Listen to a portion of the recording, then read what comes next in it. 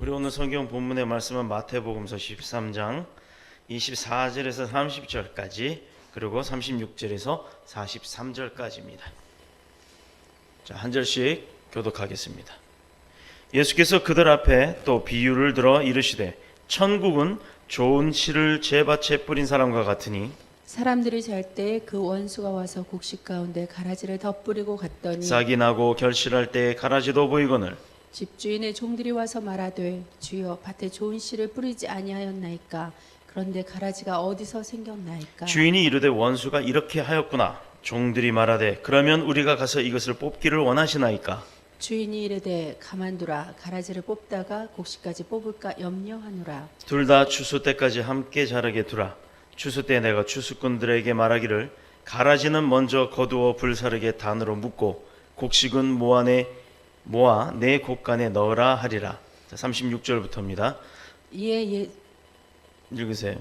예수께서 무리를 떠나사 집에 들어가시니 제자들이 나와 이르되 밭의 가라지의 비유를 우리에게 설명하여 주소서. 대답하여 이르시되 좋은 씨를 뿌리는 이는 인자요 밭은 세상이요 좋은 씨는 천국의 아들들이요 가라지는 악한 자의 아들들이요. 가라지를 뿌린 원수는 마귀요 추수 때는 세상 끝이요 추수꾼은 천사들이니. 함께 읽겠습니다.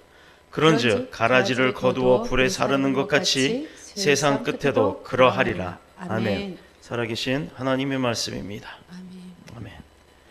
자, 세상 끝에도요 불살라버리는 자들이 있다라고 말씀을 하십니다. 오늘 우리가 나눌 은혜의 제목은 곡식과 가라지 비유입니다. 오늘 본문 말씀은 흔히 가라지 비유라고 해요. 36절 43절에 보면 이 비유의 해석이 나오는데 36절에 보면 제자들이 와서 가로되 밭의 가라지를 비유를 우리들에게 설명하여 주소서라고 주님 앞에 구합니다. 아예 밭의 가라지 비유라고 명명하는 것을 볼 수가 있어요. 이 비유의 삶의 정황을 한번 보면 13장에 보면 8번씩이나 반복해서 이 비유가 나옵니다.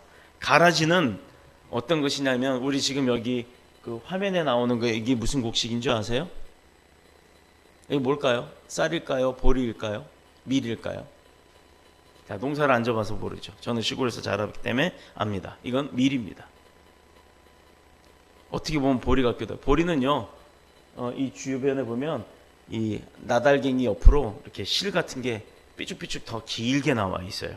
마치 고양이 이렇게 수염 나오듯이 그것은 보리입니다. 그러나 이것은 밀이에요. 그런데 가라지가 이 밀밭에 가라지가 생기면 도통 이게 밀인지 가라지인지 구분을 할 수가 없어요. 더더욱이 이렇게 열매가 맺고 곡식이 영글어서 겸손히 고개를 숙인 단계라면 구분이 되겠지만 씨앗을 심고 나서 막 싹이 터 올라올 때는 보통 이게 가라지인지 밀인지 구분이 되지 않습니다. 그것은 몇십 년 농사를 지은 사람들도 헷갈려 한대요. 그래서 내버려 둔답니다. 오늘 본문 말씀에도 주님께서 내버려 두라고 해요. 왜? 그러다가 정작 곡식까지 뽑아버릴 수가 있으니까 내버려 두라. 나중에 좀 더 자라게 두고 때에 이르러 추수꾼에게 명령해서 가라지는 태워버리도록 따로 묻게 만들겠다라고 얘기하시고, 제자들이 물어봤을 때 비유를 설명해달라 했을 때 주님은 뭐는 뭐고 뭐는 뭐다라고 나중에 후반부에 설명을 해주고 계십니다. 그러나 이 가라지라고 하는 것, 이 밀의 종류가 아니고요, 보리와 비슷하게 생겼지만 열매를 까보면 보리처럼 보리쌀이 나오는 것이 아니라 이 독을 가지고 있는 알갱이들이 나옵니다. 그러나 흡사한 모습은 꼭 보리와 비슷해서 밀밭에 가라지가 생기면 이 가라지는 밀인지 보리인지 구분이 안 가는 게 확실하게 안 갑니다. 이 가라지는 밀의 종류가 아니라 독보리라고 했는데 어떻게 보면 먹으면 탈이 나는 독초와 같은 거예요. 이 가라지와 밀은 진짜 쌍둥이 같아서 뭐 전문 이 곡물에 대한 전문가라야 구별을 할 겁니다. 아마도 크기가 좀 밀보다 작은 것이 다르긴 한데 자라날 때 단계에서는 구분을 못한다. 초기 단계는 전문가들조차도 구분하기가 어려울 정도로 이 독초가 섞여서 자란다는 거예요. 열매를 맺게 될 때 비로소 그 모양새가 드러나기 때문에 구별을 할 수가 있는데, 중요한 것은 가라지가 자기 몸체만 그리고 자기 뿌리가 갖고 있는 그 땅 구역만 문제를 삼는 게 아니라 땅 뿌리가 오히려 땅 바깥으로 나와 있는 몸뚱아리보다도 더 많은 뿌리가 땅 속으로 뻗어서 주변을 여러 곳으로 널리 퍼져 나가기 때문에 이 가라지를 뽑다 보면은 뿌리의 영향력에 의해서 옆에 있던 밀이나 기타 다른 곡식들까지도 뿌리째 뽑혀 올라온다는 사실입니다. 잔디는 생각처럼 잘 안 자라는 반면에 잔디밭에 가보면요, 토끼풀이라고 하는 클로버라는 것은 어마어마하게 많이 자랍니다. 클로버가 한 송이가 있는데 그걸 보일 때 뽑지 않으면, 그것도 뿌리채 뜯어내지 않으면, 일주일만 지나고 비가 두세 번만 오고 나면요, 되돌아보면 한두 평 정도의 넓이로 번식을 해 있어요. 자, 그 주변에 보면 누가 뿌린 것도 아닌데 잡초 씨앗이 바람에 날라와서 자리를 잡고 자라느나, 그 자람에는 누가 관리도 안 하고 약물도 주지 않고 뭐 비료도 주지 않아도 번식력이 엄청 강해서 정작 필요로 하는 뭐 잔디나 곡식에 비해서는 훨씬 더 강하게 자란다는 겁니다. 그래서 잡초 뽑으려다가 잔디까지 뽑는 경우가 종종 있지요. 바로 이 가라지가 그와 같은 성격을 갖고 있다라는 겁니다. 근데 이 가라지를 먹으면 구토가 생기고 심하게 많이 먹었을 경우에는 생명의 위협이 갈 정도. 요즘이야 뭐 병원 가면 뭐 잘못 먹으면 토해내게 하고 위세척도 하고 하는 기술들이 있지만, 이 시대에는 그런 기술이 없었어요. 먹으면 죽는 거였습니다. 자연적 치유가 불가능한 상황이라면. 그래서 아주 굉장히 위험하고 독한 풀이었습니다. 그런데 예수님께서 본문에 이 가라지, 그런 위험한 가라지를 비유로 본문을 통해서 오늘 우리에게 주시는 말씀은 바로 우리 교회의 문제점을 지적하고자 하는 거예요. 물론 우리가 다 섬기고 있는 더 뉴스 복음교회는 그렇지 않습니다만 많은 교회들이 문제점을 안고 가고 있다라는 거예요. 오늘 이 보이는 유형적인 교회, 즉 전투적인 교회, 또 전투하는 교회 등 여러 가지로 분류지고 있는 이 성경 본문의 교회는 아직 완성되지 않은 완성 단계로 가고 있는, 그래서 여러 가지로 복잡한 그런 하나님의 나라인 것입니다. 교회의 특징은 어떻게 돼 보면 이것저것 5만 가지가 다 섞여서 혼합이 되어 있다라는 거예요. 결국은 교회 안에는 믿음 좋은 알곡만 있는 것이 아니라 믿음 안 좋은 쭉정이와 가라지도 섞일 수가 있다라는 거예요. 그래서 많은 교회에 가보면 우리 교회야 인원 적으니까 구별할 것도 없죠. 그런데 인원이 많은 교회에 가보면 다 분류별로, 또 부서별로, 또 섬기는 위치별로 사람들을 평가해 본다 그러면 문제가 있겠지만, 그 믿음을 들여다보면 분명히 믿음의 깊이는 차이가 있다라는 겁니다. 그래서 교회 보면 언제 어디서 새어 들어왔는지 가라지들이 슬쩍 들어와서 버젓이 뿌리를 내리고 교회에 등록을 하고 있는 것을 볼 수 있습니다. 교회라는 곳은 별의별 사람들이 다 모이는 곳이 맞기 때문에 어떻게 보면 정체성보다도 혼합성이 더 강하다고 봐야겠죠. 따라서 이 안에는 알곡만 있는 게 아니라 여러 가지 쭉정이 가라지가 섞일 수밖에 없습니다. 그것이 바로 교회의 문제점입니다. 왜 그러면 예수님께서 왜 그런 교회를 두고 가라지라는 것을 비유로 설명을 하셨을까? 그 당시 예수님을 따르는 여러분이 잘 아는 제자가 있었는데 몇 명의 제자가 있었습니까? 12명. 또 그 외에 성경에 보면 많은 무리들이라고 표현됐고 많은 군중들이라고 표현되어 있는 12명 이외에도 많은 사람들이 예수님 주변에 몰려다녔다는 얘기예요. 군중들이. 마치 대통령 어디 가면 우르르 몰려다니는 경호원 말고 그 외에 또 대통령하고 손 한번 잡아보려고 하는 그런 사람들이 몰리듯 말입니다. 그런데 소위 사회적으로 그렇게 예수님을 따르던 사람들 가운데에도 소위 사회적으로 유명한 인사 또는 훌륭한 인격들만 가지고 있는 사람들만 있었다는 게 아니라는 거예요. 그 무리들 중에는 창기도 있었고 세리도 있었고 또 당시 죄인시했었던 목자들, 양떼 목자들도 있었다라는 겁니다. 이른바 사회적으로 별로 알아주지 않는, 막말로 별 볼 일 없는, 끝발 없는, 권력이나 능력 없는, 재력 없는 이런 사람들도 예수님을 쫓아다녔다라는 거예요. 누구든 막론하지 말고 어린아이와 같은 믿음으로 내게 오는 자를 막지 말라라고 했어요. 여러분 주님 앞에 가고 싶으면요 머리 굴리지 마세요. 어린아이들이 머리 굴리는 거 봤어요? 어린아이들이 머리 굴려봤자 어른들이 그거 다 알아요. 엄마가 세뱃돈 뭐 손님 오면 왜 그런 거 있잖아요. 엄마들 옆에 가가지고 손님 오면 엄마 100원만 이런 이유. 우리 부목사님도 그런 적 있죠? 저도 그런 적 많아요. 그런데 그게 뭐예요? 손님이 왔을 때 그러면 엄마가 말 못하고 주니까 그걸 이용을 하는 겁니다. 근데 그거를 손님도 알고 엄마도 안다는 거예요. 이른바 사회적으로 별로 알아주지 않는 사람들처럼 순수한 믿음으로, 어린아이와 같은 그런 순수함으로 주님 앞에 나왔을 때 주님이 그들을 바라보는 시선이 다르다라는 겁니다. 그것을 본 이외의 사람들, 주님 이외의 사람들, 제자들이 말고 서기관들이나 그 바리새인들이라고 했는 재기 좋아하고 따지기 좋아하고 계산하기 좋아했던 그 사람들이 한 말이 있습니다. 제자들에게, 아니 당신네들이 정말 그 천국 복음을 전하는 천국 운동을 하고 다닌다면, 천국 증거 운동을 하고 다닌다면 이 따르는 사람들이 좀 다 끝발이 있는 사람들이 와야 되지 않냐. 그래야 권한이 생기고 뭐 왕권을 가진 사람이라든가 총리라든가 이런 사람들이 왔을 때 그 사람들은 한마디면 우르르 될 텐데 왜 이런 거지 같은 사람들만 몰려다니냐. 너네 진짜 천국 운동하는 사람 맞냐? 메시아 맞냐? 이러고 비아냥거렸던 거예요. 예수님과 예수님이 제자들 그리고 그 주변의 무리들을 보고 도무지 세상 속으로는 별 볼 일 없는, 이 사람들이 뭐 할 수 있는 게 있을까? 라고 하는 그런 사람들만 모여 있으니까 도대체 이해가 되지 않는 거였습니다. 그 바리새인들이.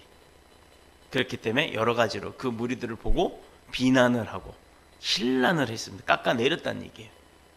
이에 대해서 예수님께서 답변한 것이 바로 그들에게 한 말들 중에 이 가라지 비유가 있습니다. 이 비유의 내용은 여기를 보면 가라지를 뿌리는 자가 바로 누구라고 했습니까? 사탄 마귀라고 했어요. 인자, 즉 예수님께서는 세상이라고 하는 좋은 밭에다가 뭘 뿌렸다고요? 귀하고 좋은 씨들, 그런 걸 많이 뿌리셨는데 이 밭에는 좋은 씨만 뿌려지는 게 아니라는 거죠. 날라오잖아요, 씨앗들이. 우리 여름에 보면 이렇게 뭐 눈처럼 막 날아다니는 거, 그런 것뿐만 아니라 뭐 민들레도 그렇고 그렇게 씨를 날려서 땅 주인이 원치 않는 이 잡초의 씨들도 날라와서 자라게 되는 거예요. 어떻게 어디서 잡초가 생겼는지 알 수는 없지만 이 별의별 방법으로 하여튼 어떤 땅이든 내가 딸기밭이면 딸기만 자라야 되는데 딸기만 자라는 게 아니라 그 주변에 많은 풀들이 자라기 때문에 김 맨다고 해서 그걸 솎아줘야 되는 거예요. 그래서 그 땅의 양분이 내가 준 비료가 그 잡초로 가기 전에 내가 원하는 곡물로 가게끔 만들어주는 게 농부의 역할입니다. 그래서 땡볕에 앉아서 막 이거 하잖아요. 자, 어디서 그렇게 잡초가 생긴지는 우리는 알 수 없어요. 그런데 아무도 그 잡초를 키우기 위해서 그 잡초 씨를 걷어다가 뿌리는 사람은 없다라는 얘기예요. 즉 주님도 잡초를 뿌리지는 않았다는 얘기예요. 좋은 씨앗만 뿌렸지만 그럼에도 불구하고 그 씨앗이 뿌려진 땅에, 좋은 땅에, 이 세상 가운데 주님은 믿음의 씨앗을 뿌렸는데 믿음의 씨앗을 받은 사람, 믿음의 종들만, 제자들만 자라는 게 아니라 그냥 교인도 자라고 믿지 않는 자도 자라고 또 비방하는 자도 자라더라 이 말입니다. 이 잡초는 얼마나 힘이 있는지, 곡식보다도 힘이 좋다는 거예요. 아까 비유를 들기를 잔디와 클로버를 얘기를 했지만 잡초는 막 뽑아내고 제초제를 뿌려가면서 그렇게 죽여도요, 골프장을 가보면요 그 넓은 골프장 잔디를 다 이걸 하는 아줌마들도 있지만 그게 다 어려우니까 원래는 하면 안 돼요. 하면 안 되는데 밤중에 몰래 이렇게 기계로 제초제를 샥 뿌려버립니다. 그러면 희한하게도 잔디는 안 죽고 나머지 풀들은 싹 죽어요. 며칠만 지나면. 그런데 또 며칠 지나면 또 올라옵니다. 그때는 아줌마들이 가서 캐기 시작하는 거예요. 이쪽에서는 골프 치고 이쪽에서는 아줌마들 앉아 땡볕에 앉아 쭈그리고 이거 하고 있어요. 얼마나 불쌍한지. 이 잡초는 힘이 있다는 거예요. 죽여도 자라난다는 겁니다. 아무리 곡식은 물을 주고 거름을 주고 막 그렇게 돌봐도 곡식 키워내기는 참 힘든데 잡초는 신경도 안 써도 잘 자란다 이 말이에요. 계속해서 돋아나는 게 바로 그 잡초의 성격입니다. 죽여도 밟아도 일어난다는 겁니다. 우리 믿음이 그럼 얼마나 좋겠습니까? 그런데 언제 이와 같은 잡초를 누가 씨를 뿌리겠어요? 뿌리는 시간에 대해서 25절에 사람들이 잘 때 그 원수가 와서 곡식 가운데 가라지를 뿌리고 갔다라고 표현을 하십니다. 사람들이 잘 때. 자, 잠잘 때 뿌린다고 해서 사람이 언제 자요? 낮에 자요? 아침에 자요? 밤에 자죠. 그러면 밤에 와서 뿌린다고 합니다. 어둠은 뭐를 의미하죠? 죄를 의미하죠. 빛은 뭘 의미합니까? 예수 그리스도가 이 땅에 빛으로 오신 분이세요. 주님이 있는 곳엔 어둠이 있을 수가 없죠. 어둠이 있는 곳엔 뭐가 있어요? 죄 가운데 있고, 죄가 있으면 뭐가 있다? 죄를 조종하는 사탄이 있다는 얘기입니다. 사탄이 밤에 와서 가라지를 뿌린다는 거예요. 자, 예로 실직을 해서 고통을 당해요. 내가 생계를 꾸려야 되는 가정인데 내 집안에 식솔이 5이나 되는데 그 5을 먹여 살려야 하는데 내가 그만 실직을 해버렸어요. 그러면 얼마나 그게 고통이 오겠습니까? 딸들은 모르죠. 아들들도 몰라요. 아내도 그 마음 속까지는 잘 모릅니다. 공유할 수는 있어도. 그러나 가장으로서의 역할은 굉장히 큰 부담감을 가질 겁니다. 이런저런 시험에 사탄 마귀는 밤에 와서 그 사람 마음 가운데 시험을 뿌려놓고 가는 거예요. 또 밤에 사탄 마귀는 이런 가라지, 독초를 그 사람 마음 가운데 심어놓고 가는 겁니다. 그것만이 아니에요. 여기서 잘 때라는 말은 영적인 의미에 있어서는 우리 심령이 졸고 있을 때를 얘기하는 거다. 심령은 죽지 않잖아요. 자지도 않습니다. 그렇기 때문에 졸립니다. 심령이 졸게 만드는 게 바로 이 밤에 오는 사탄의 가라지 사역이라는 거예요. 그때가 언제냐? 언제 우리 심령이 졸고 있느냐? 기도하지 않을 때입니다. 하나님 앞에 의뢰하지 않을 때입니다. 내 영은 하나님으로부터 받은 거기 때문에 죽진 않아요. 하나님이 도로 걷어갈 거니까. 그렇기 때문에 그 영이 나랑 있어도 내게 아니라는 거예요. 그런데 내가 관리를 해야죠. 어떻게? 힘을 줘야죠. 능력을 줘야죠. 물도 공급해 줘야죠. 햇빛도 줘야 되죠. 뭘로? 기도로. 근데 그런 기도를 안 한다면 내 영이 졸고 있다는 얘기예요. 그래서 예수님께서 우리에게는 너희들이 시험에 들지 않도록 깨어 일어나 기도하라라고 명령하십니다. 기도하지 않고 기도하기를 쉬는 죄를 범하면서 세속적인 쾌락에 빠져 있을 때, 그때 사람들은 그 심령이 잠자게 되는 거예요. 성경에 보면 삼손이 바로 그런 사람이었어요. 들릴라라고 하는 이방 여인의 무릎팍에 비어갖고 결국은 무릎에다 머리 대고 잠자고 있을 때 그는 상징적이긴 하지만 그의 힘의 근원이었던 머리를 잘립니다. 머리카락을. 그때 그 여인이 바로 가라지를 뿌린 겁니다. 그의 머리를 깎아버렸죠. 가룟 유다가 돈에 눈이 어두워 잠들어 있을 때 사탄은 그의 마음속에 유혹이라고 하는, 그 돈의 유혹이라고 하는 가라지를 뿌립니다. 에덴 동산에서 하와가 영적으로 잠들어 있을 때 사탄 마귀는 그의 마음에 욕심이라는 것을 유혹으로 줘서 선악과를 따먹게 가라지를 뿌렸습니다. 아브라함이 하나님의 아들을 주겠다는 그 약속에 대해서 기도해도 응답이 없으니 회의적인 마음이 들었을 때, 그때에는 하갈이라고 하는 한 여인을 통해서 그가 아이를 갖기를 원했어요. 그때 바로 사탄 마귀가 아브라함에게도 이스마엘이라고 하는 가라지를 뿌렸던 겁니다. 이삭의 가정에는 에서라고 하는 가라지를 뿌렸고, 예수님의 12제자는 모두 다 신앙이 좋아서 그렇게 충성했나요? 그 중에 하나가 가룟 유다예요. 그 중에 하나가 도마예요. 자, 이렇게 가라지를 예수님의 제자들 가운데도 뿌렸어요. 이렇게 잠잘 때 사탄은 가라지를 뿌립니다. 그러니 저와 여러분에게도 영적 졸음이 있을 때는 가라지가 뿌려질 수밖에 없는 거예요. 안 뿌려진다고는 장담할 수가 없습니다. 이렇게 성경에 보면 그런 경우들이 많이 있는데, 이건 지금에도 저와 여러분들 또 많은 믿음의 교회들, 믿음의 백성들 가운데도 마찬가지로 적용되어지고 있다라는 겁니다. 우리가 졸고 있을 때, 잠자고 있을 때, 기도하지 않을 때, 그때 사탄은 우리에게도 가라지의 씨앗을 뿌린다는 거예요. 한 번요? 아니요. 자꾸 뿌리는 겁니다. 그래서 점점 하나님과 떠나가게, 멀어지게. 이것은 오늘날에도 계속 반복된다는 겁니다. 우리가 이걸 잘 알고 가야 돼요. 그렇기 때문에 제일 중요한 것은 가라지를 뿌리지 않도록, 나한테 뿌리더라도 내가 그 가라지 씨앗이 나한테 떨어지지 않도록 우리가 해야 되는 거예요. 무장을 해야 되는 거예요. 어떻게? 그러려면 기도하기를 쉬지 말아야 된다는 겁니다.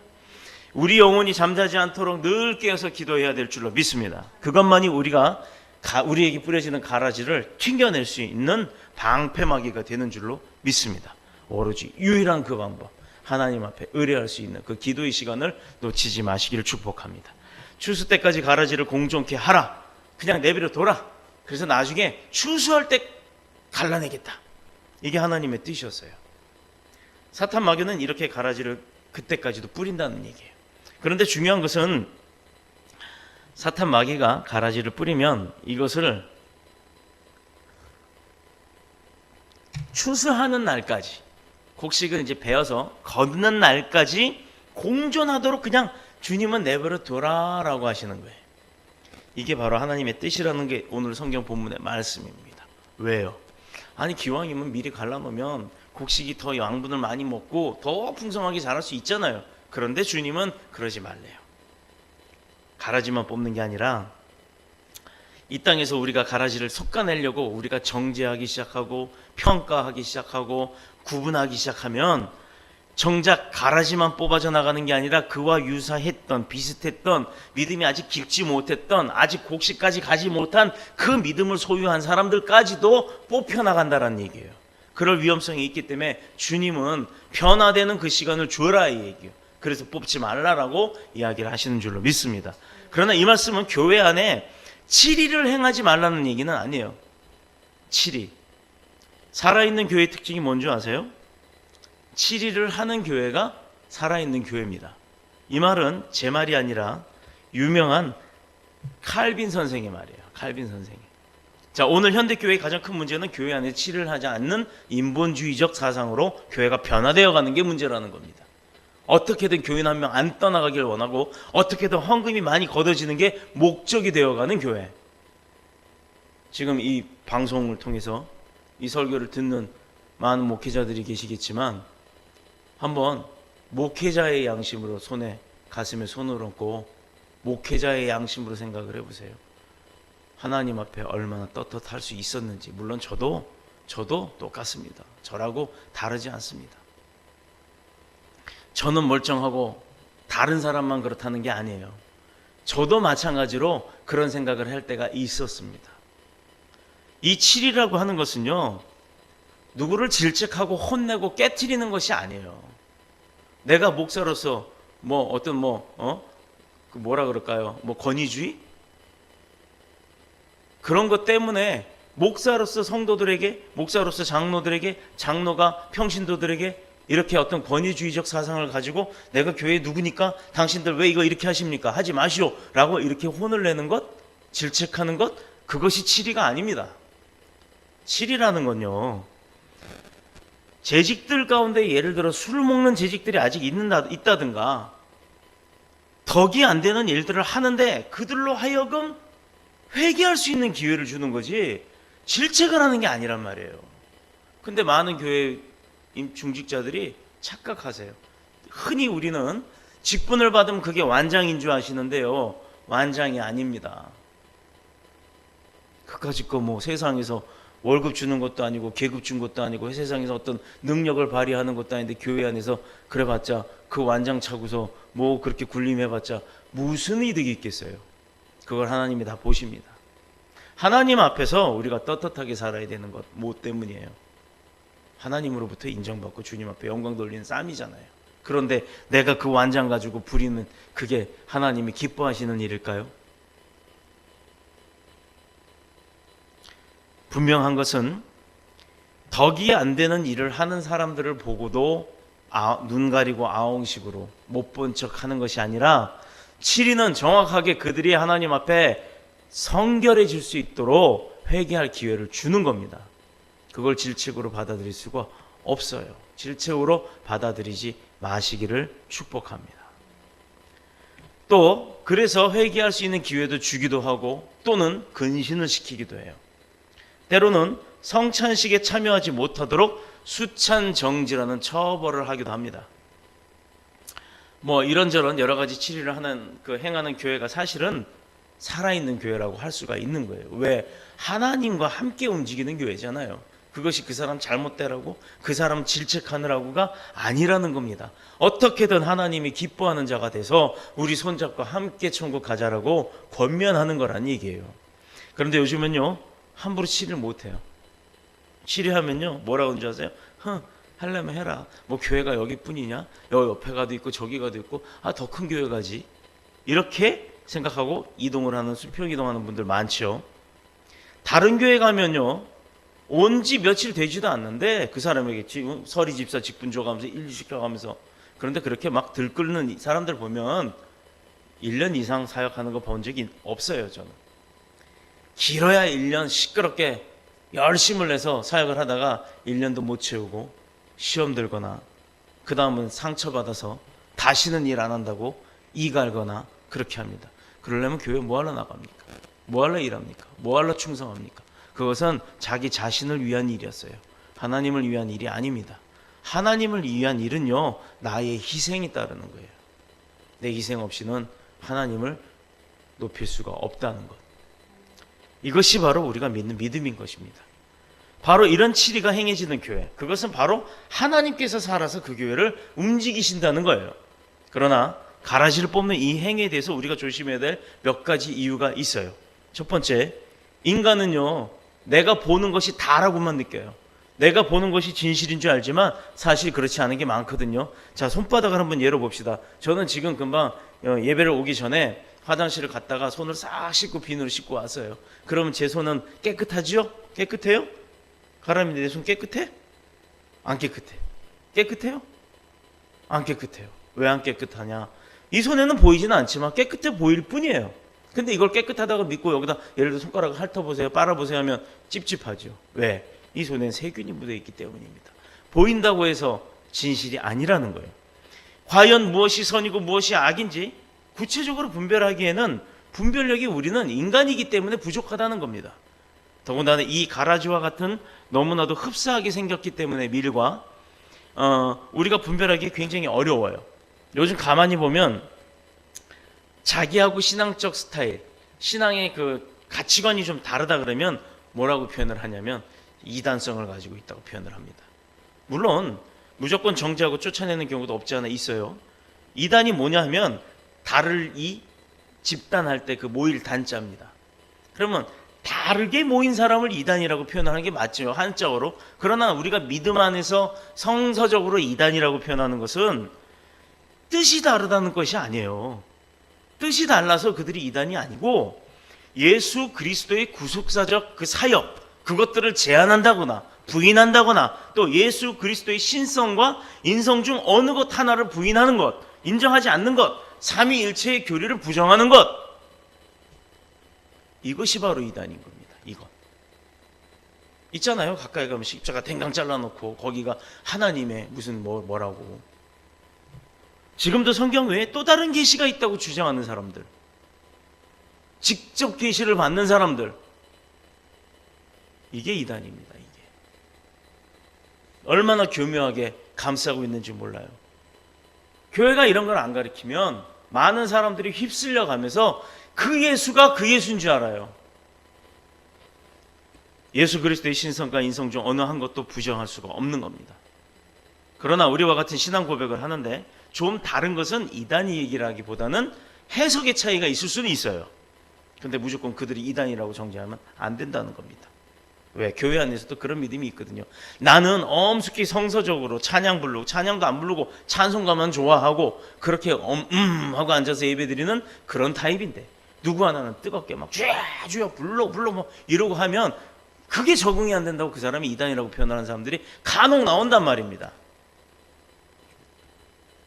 좀 다른 것은 이단이라기보다는 그 해석의 차이라는 것을 우리가 명심하길 축복합니다. 견해, 내가 바로 보는 그 마음이 다르다는 거예요. 내가 바라보는 관점이 다르다는 거지. 그렇기 때문에 함부로 우리는 내가 생각하는 것과 다르다고 이단이라고 치부하면 안 된다는 겁니다.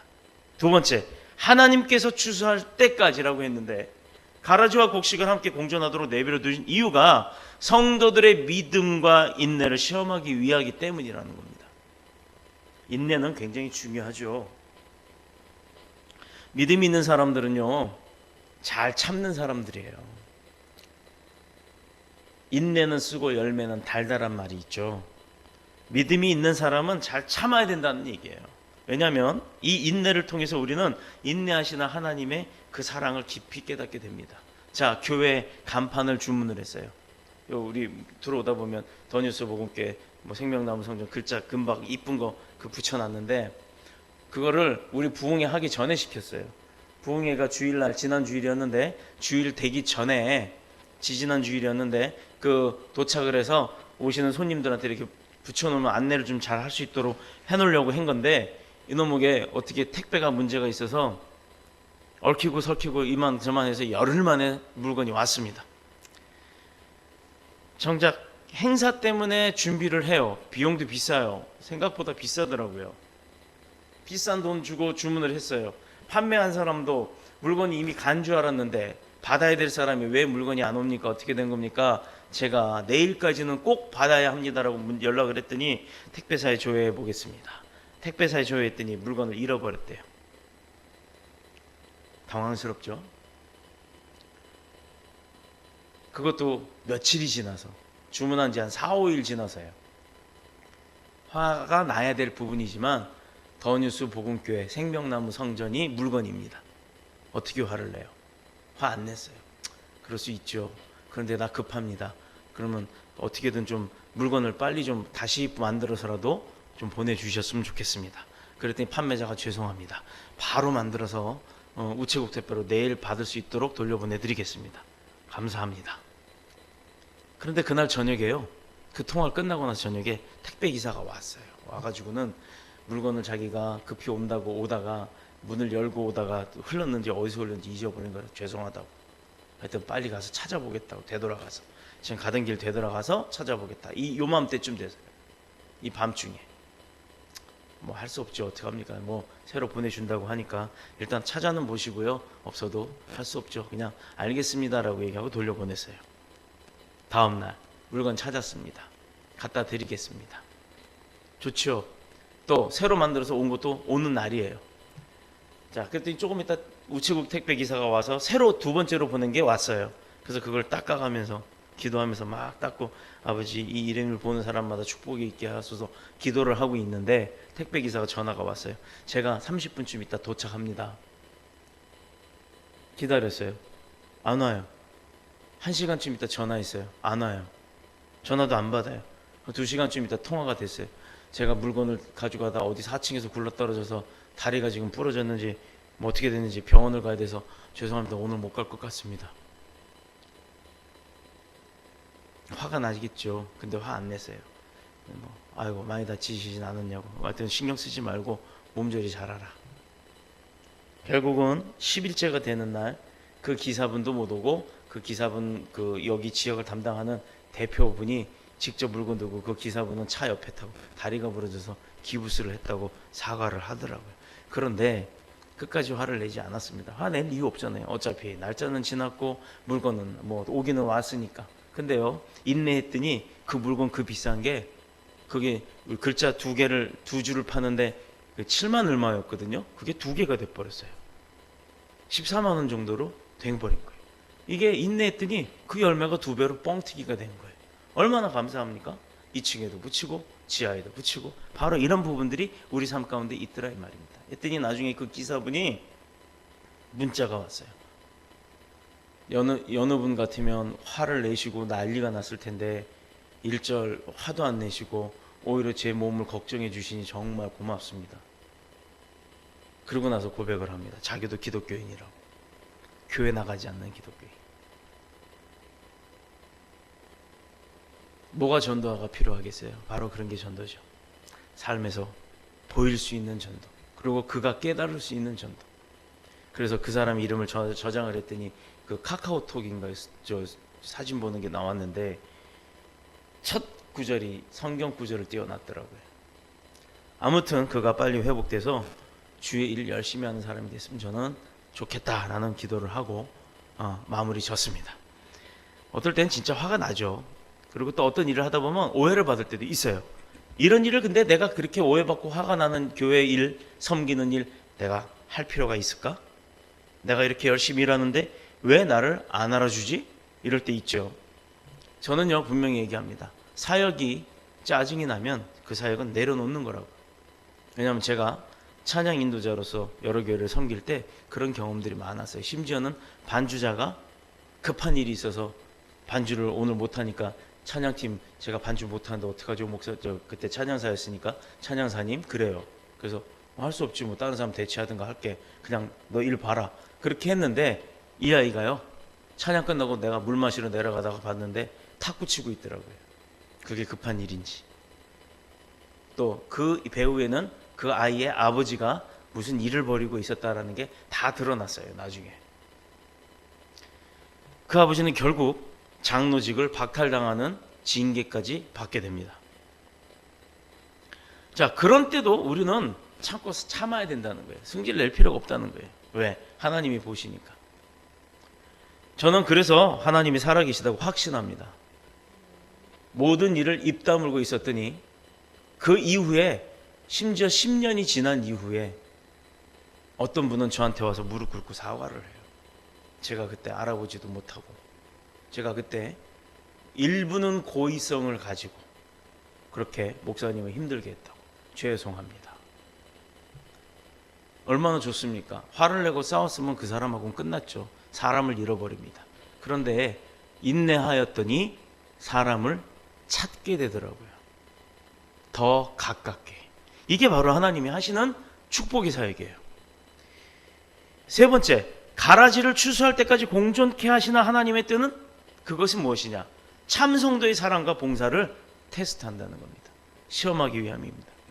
대개 처음에 교회 나오자마자 막 열심히 일한다고 아까 얘기했듯이 냄비 끓듯이 막 끓는 그런 혼자서 교회를 다 할 것 같은 사람들이 있는가 하면 그럼 가만 보면 그 사람들 1년 이상 일 못해요. 진짜로. 정말 많이 봤습니다.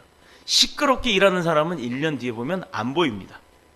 양재기 신앙을 가진 사람이라고 표현하기는 좀 미안합니다만 그런 신앙을 가진 사람들은 어떻게 보면 교회 입장에서는요, 많은 사람들에게 그게 칭송받는 게 아니라 어느 순간 이후에는 그 사람이 그로 인해서 많은 사람이 시험을 받을 수 있는 위험한 존재일 수도 있어요. 있는 듯 없는 듯. 그러나 끊이지 않도록 끝까지 행하는 사람, 그런 사람들이 교회 안에 필요하고 또 하나님도 그런 사람들을 계속 지속적으로 끊임없이 축복하시는 줄로 믿습니다. 그렇기 때문에 우리는 다른 성도들이 조금 우리하고 다르다, 그렇다고 해서 그러다 할지라도 사랑 가운데 봉사하면서 모든 것을 그 사람은 그냥 그 사람 그러니까 하고 이해하고 포용을 하면 돼요. 포용을 하면 돼요. 그렇다 그러면 그 인내함 가운데 그가 동화가 되고 하나가 되는 줄로 믿습니다. 네 번째는 무엇이냐? 겸손과 충성심을 시험하기 위해서 하나님께서 가라지를 그냥 두라라고 얘기를 하신 거예요. 정말 그 사람이 겸손한 사람인지 아니면 그냥 우리가 봐서는 잘 몰라요. 겸손한지 안 한지. 그런데 가라지는 어떻게 그 사람들이 취급하고 다루느냐 하고 있는 것을 보면 그 사람 겸손과 충성심을 알 수가 있다는 겁니다. 다섯 번째 이유는 악을 분별하는 지혜와 대항할 수 있는 용기의 연단을 위해서 하나님께서는 때때로 우리에게 가라지들을 그대로 내버려 두라라고 두기를 원하시는 겁니다. 본문에 보니까 결국엔 가라지에 대한 심판이 마지막에 나오죠. 그게 언제? 추수 때. 쉽게 말하면 추수 때는 심판 때를 얘기합니다. 예수님이 재림하실 그때는 양과 염소를 구분하신다고 했고 곡식과 쭉정이 그리고 가라지를 구분하신다는 거예요. 그러므로 본문에 가만두어라 라고 한 것은 심판을 안 한다는 얘기가 아니에요. 그냥 내버려 둬라, 이거는 심판 안 하시겠다는 얘기가 아니라 주님 자신이 반드시 심판을 할 것인데 그때까지는 교회 안에 이렇든 저렇든 내버려 둬라 이거예요. 시끄럽게 사기를 치고, 저는 많이 봤죠.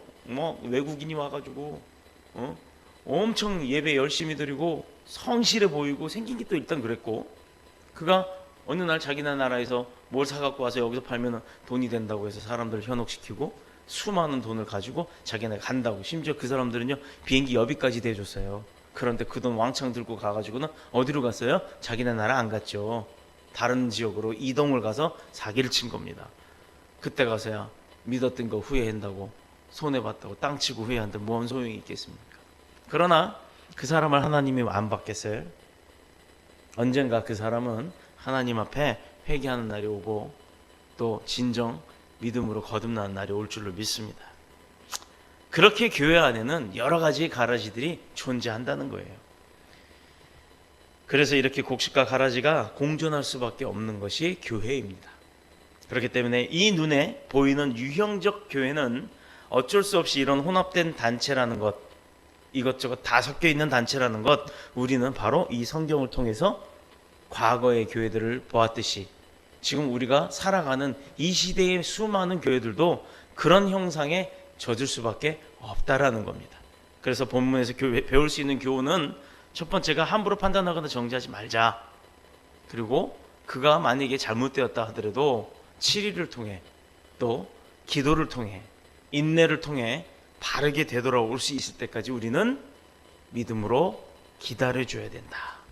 바로 이겁니다. 이것은 권징을 하지 말라는 것이 아니라 앞에도 말했듯이 치리와 권징은 그 살아있는 교회의 예표이기 때문에 그를 질책하는 게 아니라 그를 권면하는 거예요.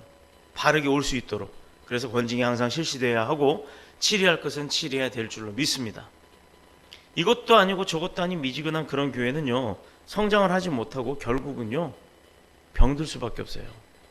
권징을 해야 하지만 물론 신중하게 하는 겁니다. 그게 감정이나 어떤 기분에 따라 사는 게 아니에요.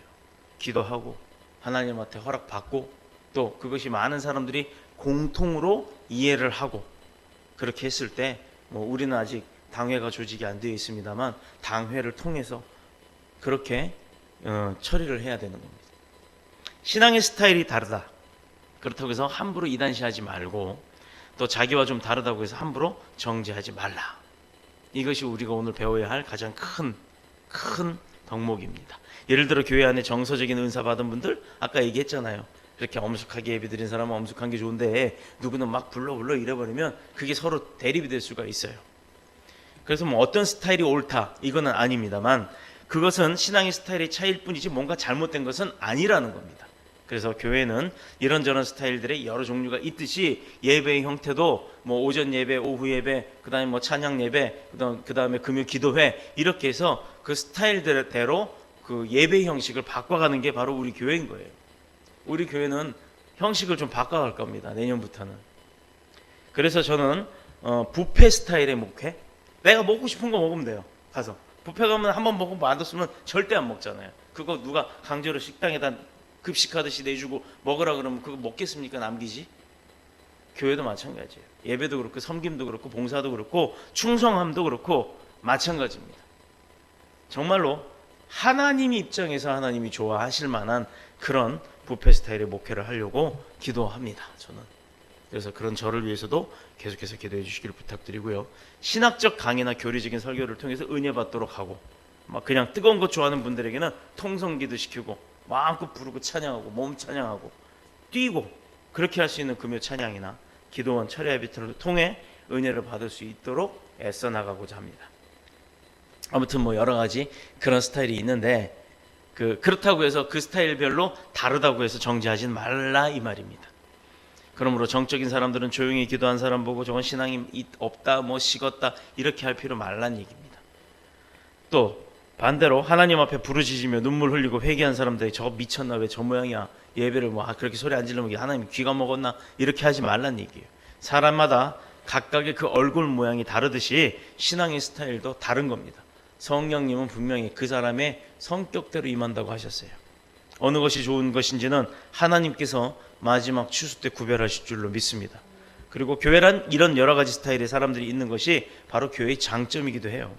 왜냐하면 몸에 여러 가지 지체가 있듯이 팔다리가 있고 뭐 귀도 있고 눈도 있듯이 이런 여러 가지 지체들이 여러 모양의 지체들이 교회 안에서 각각의 달란트를 합쳐서 은사가 있는 분들이 하나가 되면 서로 협력하면 바로 그 교회는 어떤 교회보다도 힘있게 움직일 수 있는 교회가 되는 거예요. 그걸 부정적으로 보지 말고 긍정적으로 보시기를 축복합니다. 무엇을 결정할 때는 아무래도 냉철하게 사고하는 분들이 뒤에서 신중하게 판단을 하고 또 뜨겁게 그냥 막 일 앞질러 나가는 사람들한테는 그 일을 추진력 있게 진행하게 하시고 뒤에서는 마무리를 잘해 주시면 되는 거예요. 그러나 그런 사람들만 있으면 일 못해요. 열심히 일하는 사람만 있으면. 교회는 뜨겁게 봉사하고 일하는 사람들이 있어야 추진력이 있는 줄로 믿습니다.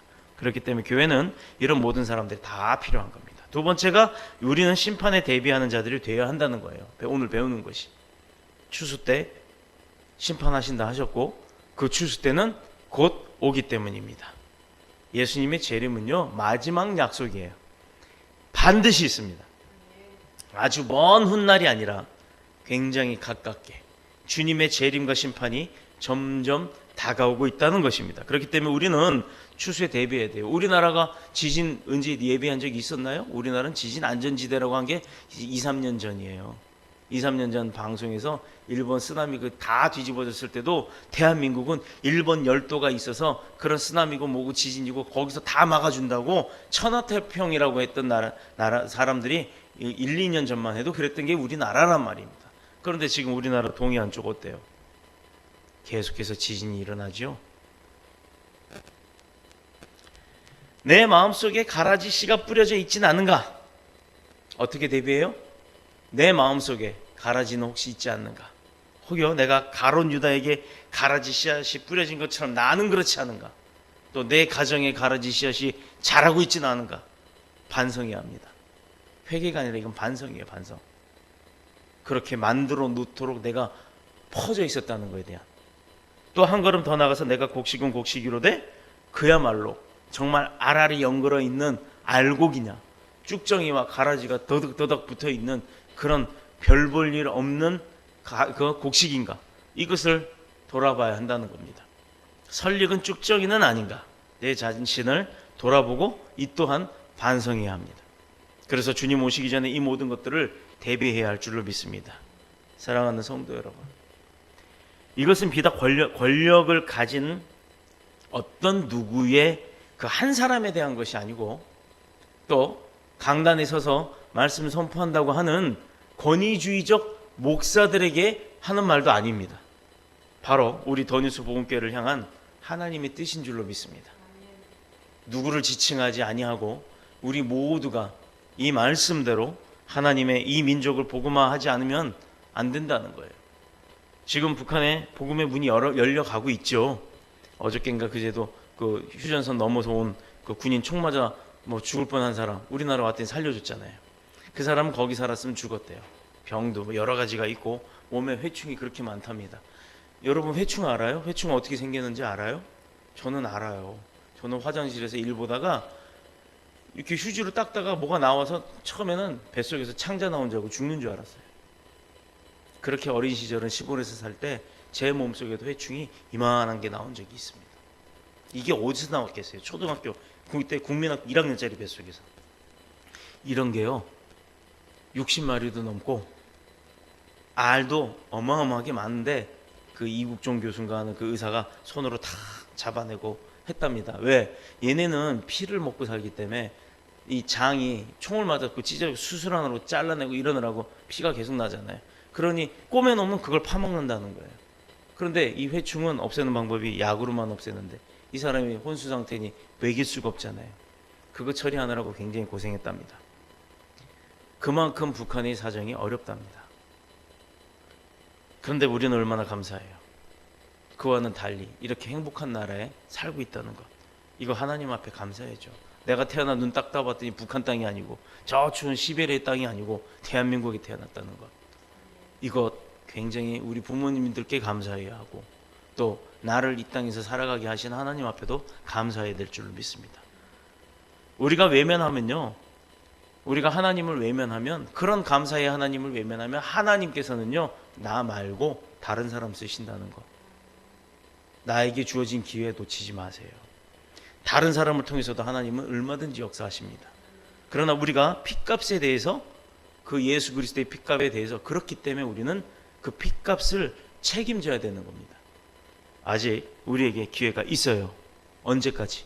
주님이 재림하시는 그날까지 최선을 다하고 우리 생명이 다하는 그때까지 충성 다하시는 저와 여러분이 되시기를 축복합니다.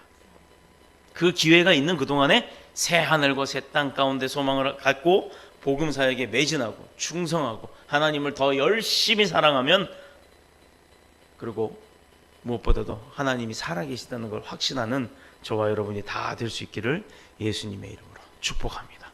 축원합니다. 그로 인해 마지막 추수 때 추수하는 주인인 우리 주님을 기쁘게 해드리는 충실한 천국 알곡이 되시기를 예수님의 이름으로 다시 한번 축복합니다. 축원합니다. 기도드리겠습니다. 주의 집에 영광이 가득